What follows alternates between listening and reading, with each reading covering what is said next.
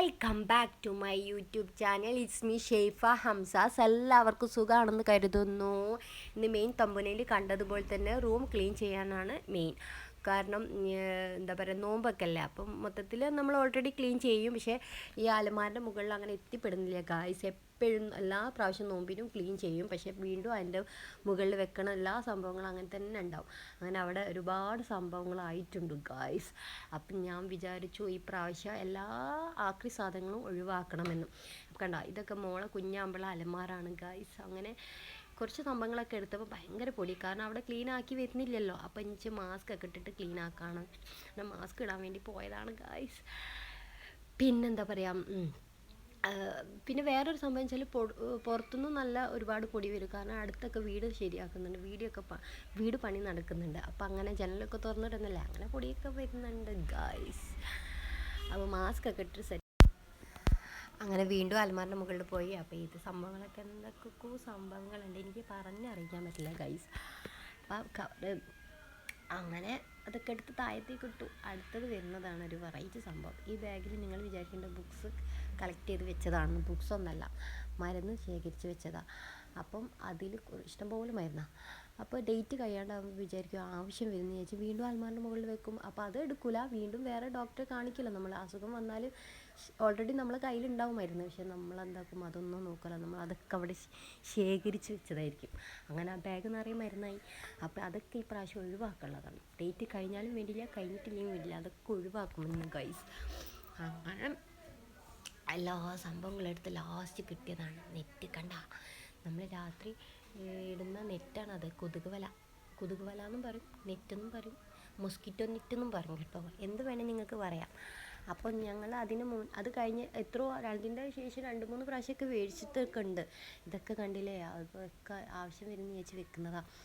Variety സംഭവങ്ങളൊക്കെ മേടിച്ച് വെച്ചിട്ട് കഴിഞ്ഞതാണ്. അപ്പം അതൊക്കെ ഇട്ട് പുറത്തേക്ക് ഇട്ടു ഗൈസ്. അങ്ങനെ ഗൈസ്, ഇതെന്താ സംഭവം എന്നറിയോ? ഇതാണ് ഐസ്ക്രീം മോഡ്. അത് വെച്ചാൽ ഞാൻ മീഷോന്ന് മേടിച്ചാട്ടോ. എനിക്കിഷ്ടം ഇങ്ങനെ വെറൈറ്റി ഐസ്ക്രീമൊക്കെ കഴിക്കാനാണ്. പക്ഷേ ഓൾറെഡി നമ്മൾ മേടിക്കില്ല, കാരണം കുഞ്ഞു മക്കളിലല്ലേ, നമ്മൾ കഴിക്കുമ്പോൾ എന്തായാലും നമ്മളെ മക്കൾക്ക് വേണം. അപ്പോൾ അത് ചുമ വരും, അവർക്ക് എഫക്റ്റ് ചെയ്യല്ലോ അങ്ങനത്തെ സംഭവങ്ങളൊക്കെ. അപ്പം ഞാൻ എന്ത് ചെയ്യും, ഇതിൽ വെച്ചിട്ട് അവർ സ്കൂളിൽ പോയ ടൈമിലൊക്കെ എനിക്ക് കഴിക്കാമല്ലോ, ആഗ്രഹം തോന്നുമ്പോൾ എടുത്ത് കഴിക്കും. അങ്ങനെ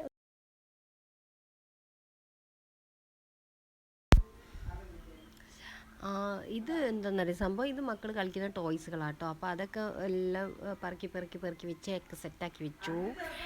പിന്നെ ഞാൻ അങ്ങനെ അല്ല, ഒരുപാട് സംഭവങ്ങൾ ഞാൻ ട്രൈ ചെയ്തിട്ടുണ്ട്. എയർ അക്സസറീസ് ചെയ്തിട്ടുണ്ട്. പിന്നാണെങ്കിൽ സോപ്പിൻ്റെ മോഡൊക്കെ മേടിച്ചിട്ട് സോപ്പ് ഉണ്ടാക്കിയിട്ടുണ്ടായിരുന്നു. അങ്ങനെ എന്താ പറയുക, ക്യാരറ്റ് സോപ്പ്, അങ്ങനെ ഒരുപാട് നല്ല വെറൈറ്റി സോപ്പുകളൊക്കെ ഉണ്ടാക്കി നോക്കി, യൂസും ചെയ്തിട്ടുണ്ട് കേട്ടോ. പക്ഷെ നല്ല യൂസ്ഫുൾ ആയിട്ടുണ്ട്. അങ്ങനെ ഗൈസ്, പിന്നെ നെക്സ്റ്റ് ഇത് എന്ന് വെച്ചാൽ മക്കൾക്ക് പഠിക്കാൻ വേണ്ടിയിട്ട് ഞാൻ എന്താ പറയുക, ചാർട്ടിൽ എഴുതിയിട്ട് ചുമരുമേൽ ഒട്ടിച്ച് വെക്കും. അപ്പോൾ അവർക്ക് പെട്ടെന്ന് യൂസ്ഫുൾ ആയിട്ടുള്ള കുറച്ച് കാര്യങ്ങൾ, നമുക്ക് ഏറ്റവും ഇമ്പോർട്ടൻ്റ് ആയിട്ടുള്ള നാഷണൽ ആന്തം, നാഷണൽ ബേർഡ്, അങ്ങനെ നമുക്ക് എപ്പോഴും കോമൺ ആയിട്ട് ചോദിക്കുന്ന കുറച്ച് ക്വസ്റ്റ്യൻസാണിത്.